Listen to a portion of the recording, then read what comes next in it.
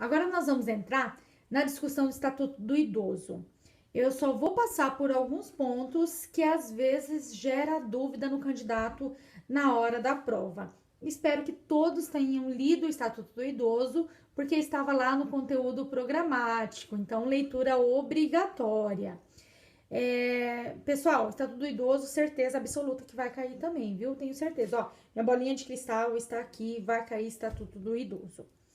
Vamos lá. Quem é o idoso, né? Então, antes, o Estatuto do Idoso é a Lei 10.741, de 1º de 10 de 2003. E o idoso é a pessoa com idade igual ou superior a 60 anos. E o idoso, ele tem prioridade. E essa prioridade compreende o quê? Compreende o atendimento preferencial imediato e individualizado, junto aos órgãos públicos e privados prestadores de serviços à população. A prioridade compreende a preferência na formulação e na execução de políticas sociais públicas específicas, a destinação privilegiada de recursos públicos, a viabilização de formas alternativas de participação, ocupação, convivência desse idoso com as demais gerações, a priorização do atendimento do idoso por sua própria família, em detrimento do atendimento asilar, a capacitação e reciclagem dos recursos humanos nas áreas de geriatria, gerontologia e na prestação de serviços aos idosos, estabelecimento de mecanismos que favoreçam a divulgação de informações de caráter educativo sobre os aspectos biopsicossociais de envelhecimento, garantia de acesso à rede de serviços de saúde, de assistências sociais locais, prioridade no recebimento da restituição do imposto de renda. Prestem atenção, prioridade na restituição do imposto de renda. Bom, então, a prioridade compreende esses elementos que eu acabei de ler para vocês, tá? Atendimento preferencial, imediato, individualizado, preferência na formulação e execução das políticas públicas, destinação privilegiada dos recursos públicos, viabilização de formas alternativas de participação, priorização do atendimento do idoso, capacitação e reciclagem dos recursos humanos, estabelecimento de mecanismos que favoreçam a divulgação de informações de caráter educativo, garantia do acesso a redes, serviços de saúde e de assistência social locais, prioridade no recebimento da restituição do imposto de renda. Aí nós vamos lá para o artigo 8º. O envelhecimento é um direito que personalíssimo e a sua proteção um direito social. Nós discutimos bastante isso em uma das questões que eu passei para vocês para treinar. Lembra? É um direito personalíssimo. Aí depois nós vamos ter o direito à liberdade. O que compreende esse direito à liberdade? É a faculdade de ir e vir e estar nos logradouros públicos e espaços comunitários. É o direito à opinião e à expressão, à crença e ao culto religioso, à prática de esportes e diversões, à participação na vida familiar e comunitária, à participação na vida política na forma da lei, à faculdade de buscar refúgio, auxílio e orientação. Então, aqui esses 7 incisos fala sobre o direito à liberdade, né? Ir e vir, opinar em relação à opinião e expressão, crença e culto religioso, prática de esportes e diversões, participação na vida comunitária e familiar, participação na vida política e a faculdade de buscar refúgio, auxílio e orientação. Beleza?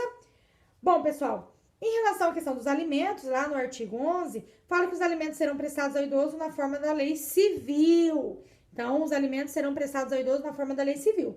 E a obrigação alimentar é solidária, podendo o idoso optar entre os prestadores.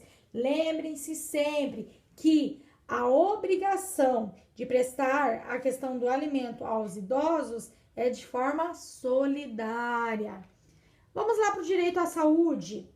Em relação ao direito à saúde, é assegurada a atenção integral à saúde do idoso, por intermédio do SUS, né? E, nesse sentido, busca fazer o quê? Busca prevenir. A proposta da prevenção e a manutenção da saúde do idoso serão efetivados através do quê? Vamos lá. Através do cadastramento da população idosa em base territorial, atendimento geriátrico e gerontológico em ambulatórios, unidades geriátricas de referência com pessoal especializado nas áreas de geriatria e gerontologia social, atendimento domiciliar, incluindo a internação, reabilitação orientada pela geriatria e gerontologia. Então, isso que eu acabei de ler para vocês é sobre a prevenção e manutenção da saúde do idoso. Então, a prevenção e manutenção da saúde do idoso será realizada através desses incisos aqui, do cadastramento da população idosa em base territorial, do atendimento geriátrico e gerontológico em ambulatórios, unidades geriátricas de referência, atendimento domiciliar, incluindo a questão da internação, e a reabilitação orientada pela geriatria e gerontologia. Bom, dando sequência, é vedado exigir o comparecimento do idoso enfermo perante os órgãos públicos. Então, se o idoso está enfermo, é vedado, é proibido exigir que ele compareça perante os órgãos públicos, tá? Então, quando de interesse do poder público, o agente promoverá o contato necessário com o idoso em sua residência. Quando de interesse do próprio idoso, este se fará representar por procurador legal. Beleza? Então, quando de interesse do agente público, este tem que fazer contato necessário com o idoso em sua residência. E quando é interesse do idoso, este será representado por meio de seu procurador legal. Bom, é assegurado ao idoso enfermo o atendimento domiciliar pela perícia médica do INSS, pelo Serviço Público de Saúde ou pelo Serviço Privado de Saúde, contratado conveniado com o SUS. Beleza? Ao idoso internado ou em observação é assegurado o direito de acompanhante. Todo idoso internado ou em observação tem o direito de ter acompanhante. E ao idoso que esteja no domínio de suas faculdades mentais, é assegurado o direito de optar pelo tratamento de saúde que lhe for reputado mais favorável. Inclusive, teve uma pergunta sobre isso que nós discutimos bastante, né? Então, o idoso que está em suas faculdades mentais e consegue manter os atos da vida civil aí, ele pode optar pelo tratamento de saúde. Não estando ele apto para optar, quem pode optar? O inciso primeiro fala que é o curador, quando o idoso for interditado. Ou pode ser os familiares, quando o idoso não tiver curador ou este não puder ser contactado em tempo hábil. Pelo médico, quando ocorrer iminente risco de vida e não houver tempo hábil para consulta a curador ou familiar. Pelo próprio médico, quando houver curador ou familiar conhecido, caso que deverá comunicar o fato ao Ministério Público. Eu lembro que na pergunta questionava, o Ministério Público que tem que autorizar? Não, o Ministério Público ele só vai ser comunicado nesse último caso aqui, beleza? Então os casos de suspeita e confirmação de violência precisam ser notificados, né? Precisa ser notificados para quem? Lembra que tinha uma pergunta sobre isso? Para a autoridade sanitária, para quem mais? Autoridade policial, Ministério Público, Conselho Municipal do Idoso, Conselho Estadual e Conselho Nacional do Idoso. Tinha uma pergunta que falava sobre isso também. Vamos lá no artigo 23. A participação dos idosos em atividades culturais e de lazer será proporcionada mediante desconto de pelo menos 50%. Pelo menos 50%. Nos ingressos para eventos artísticos, culturais, esportivos e de lazer, bem como acesso preferencial aos respectivos locais. Então, o idoso tem aí um direito de pelo menos 50% de desconto nos ingressos para eventos artísticos, culturais, esportivos e de lazer.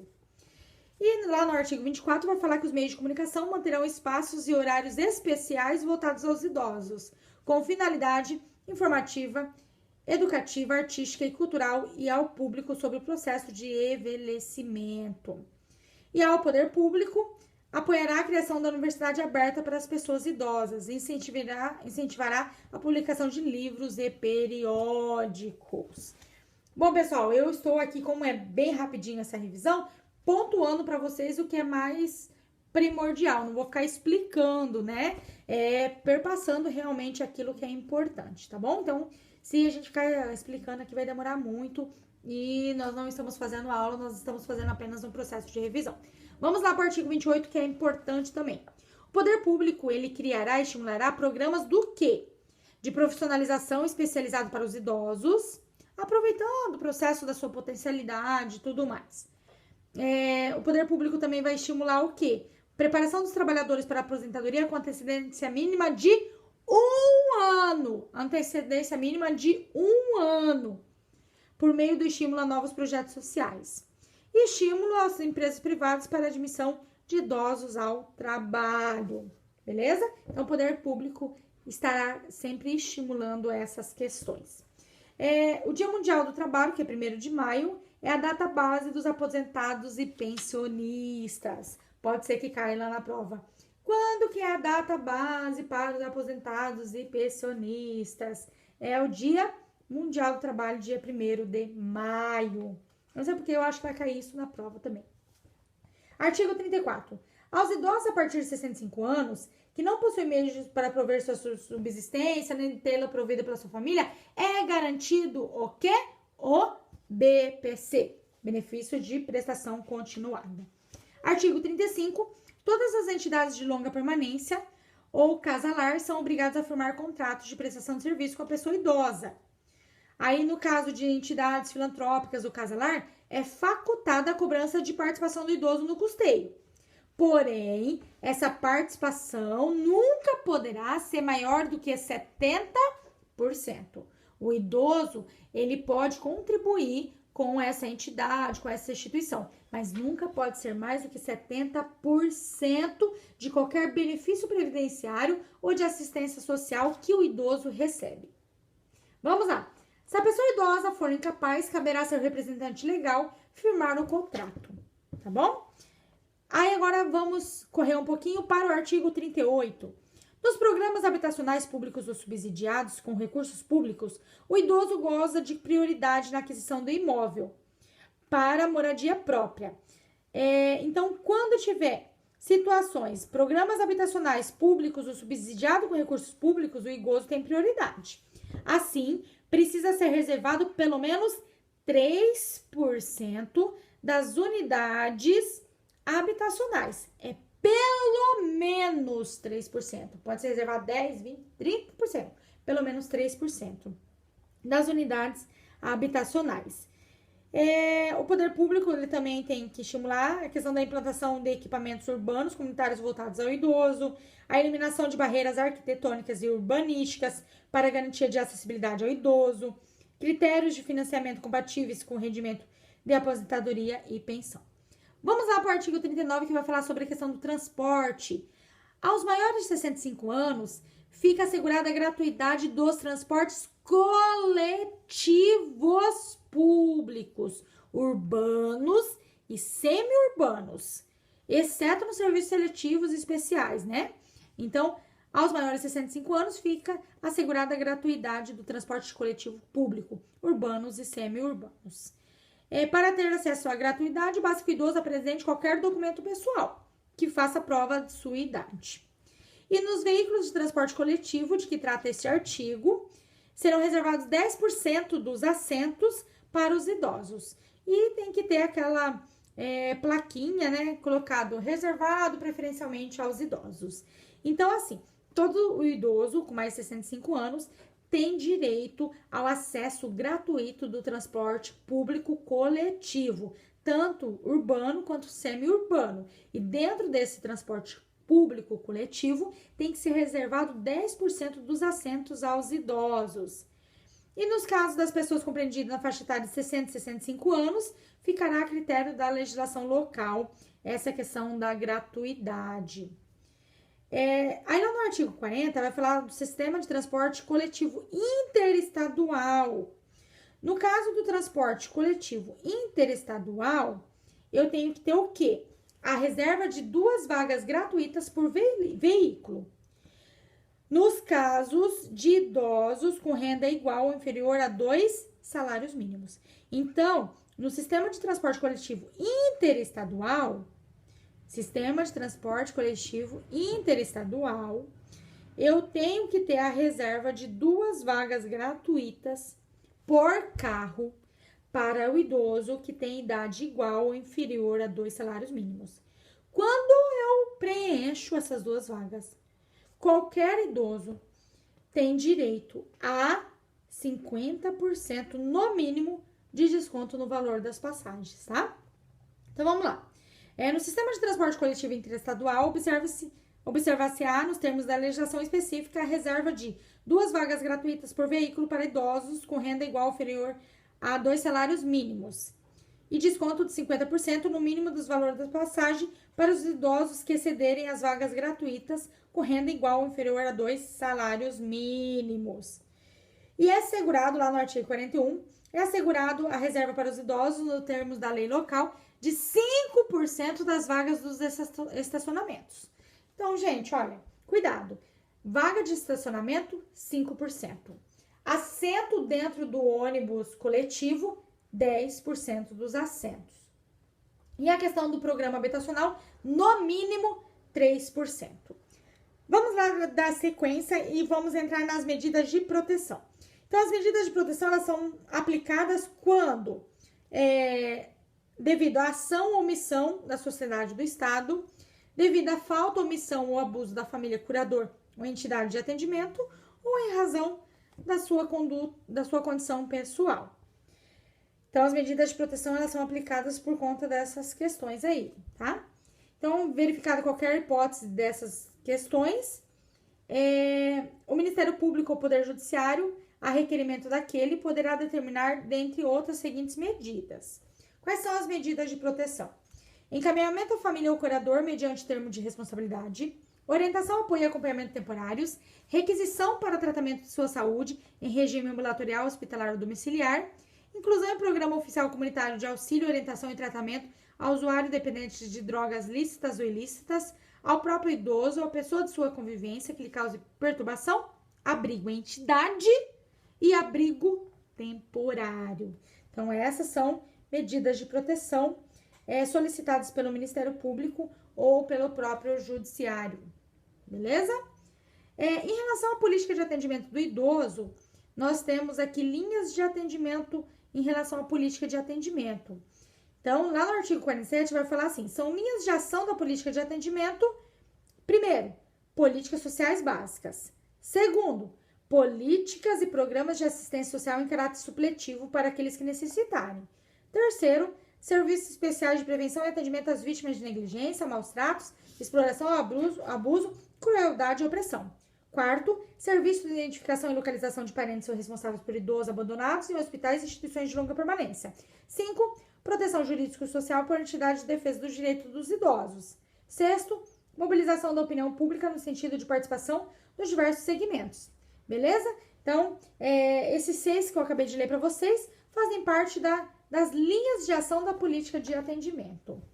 Agora vamos falar um pouquinho das entidades de atendimento ao idoso.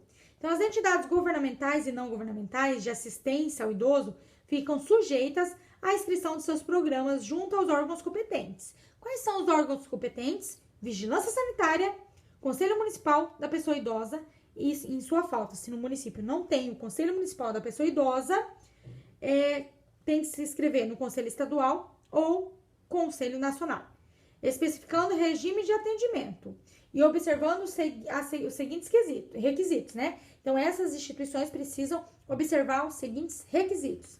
Eles precisam oferecer instalações físicas em condições adequadas, apresentar objetivos estatutários, planos de trabalho, estar regularmente constituída, demonstrar a idoneidade de seus dirigentes. E lá no artigo 49 vai falar que as entidades que desenvolvam programas de institucionalização de longa permanência deverão adotar as seguintes questões. Quais são as questões que essas entidades que acolhem os idosos precisam adotar? Precisam preservar os vínculos familiares. Não é porque o idoso está acolhido que não tem que tentar preservar os vínculos familiares. Ao contrário, tem que buscar preservar esses vínculos familiares. Tem que buscar desenvolver um atendimento personalizado em pequenos grupos. Manutenção do idoso na mesma instituição, salvo em caso maior aí, né? De força maior.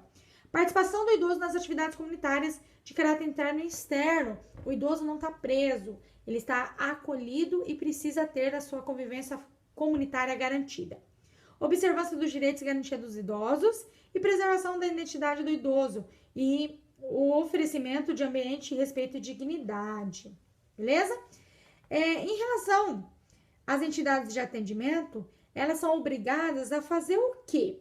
A celebrar contrato escrito de prestação de serviço com o idoso, observar os direitos e as garantias de que são titulares os idosos, fornecer o vestuário adequado se for pública e alimentação suficiente, oferecer instalações físicas em condições adequadas de habitabilidade, oferecer atendimento personalizado, diligenciar no sentido de preservação dos vínculos familiares, oferecer acomodações apropriadas para recebimento das visitas, proporcionar cuidados à saúde conforme a necessidade do idoso, promover atividades educacionais, esportivas, culturais e de lazer, e propiciar assistência religiosa àqueles que desejarem, de acordo com as suas crenças. As entidades também precisam proceder a estudo social de cada caso. Olha que interessante, estudo social, hein? Proceder a estudo social. Comunicar à autoridade competente de saúde toda ocorrência do idoso portador de doença infecto-contagiosa, providenciar ou solicitar que o Ministério Público requisite os documentos necessários ao exercício da cidadania deste idoso, fornecer comprovante de depósito dos bens móveis que receberem dos idosos, manter arquivo de anotações onde conste data e circunstâncias do atendimento, nome do idoso, responsável, endereço, cidade, comunicar ao Ministério Público para as providências cabíveis a situação de abandono moral ou material por parte das famílias, manter no quadro de pessoas profissionais com formação específica. E as instituições filantrópicas ou sem fins lucrativos, prestadoras de serviço ao idoso, terão direito à assistência judiciária gratuita. E quem fiscaliza as entidades de atendimento ao idoso? São instituições que fiscalizam as entidades de atendimento ao idoso, o Conselho do Idoso, o Ministério Público e a Vigilância Sanitária, tá? Ministério Público, Vigilância Sanitária e Conselho do Idoso. E outras instituições também previstas em forma da lei. Vamos lá pular para o artigo 71. É assegurado prioridade na tramitação dos processos e procedimentos e na execução dos atos de diligências judiciais em que figure como parte ou interveniente pessoa com idade igual ou superior a 60 anos. Então, tem prioridade na tramitação dos processos dos idosos. A prioridade não cessará com a morte do beneficiado, né? Estendendo-se em favor do cônjuge, companheiro ou companheira, com união estável, maior de 60 anos. Nós, inclusive, discutimos isso também em algumas das questões que nós fizemos aí e que eu gravei os vídeos. Para o atendimento prioritário, será garantido ao idoso o fácil acesso aos assentos e caixas identificados com a destinação a idosos em local visível e caracteres legíveis. Bom, pessoal, eu passei pelas principais questões que sempre caem em relação ao Estatuto do Idoso. Lembrando que o Estatuto do Idoso também fala sobre a questão dos crimes e outros itens que caem muito em concurso público. Espero que vocês tenham lido o Estatuto do Idoso de forma completa. Na verdade, esse vídeo só foi realmente para relembrar alguns pontos. Tchau, até mais!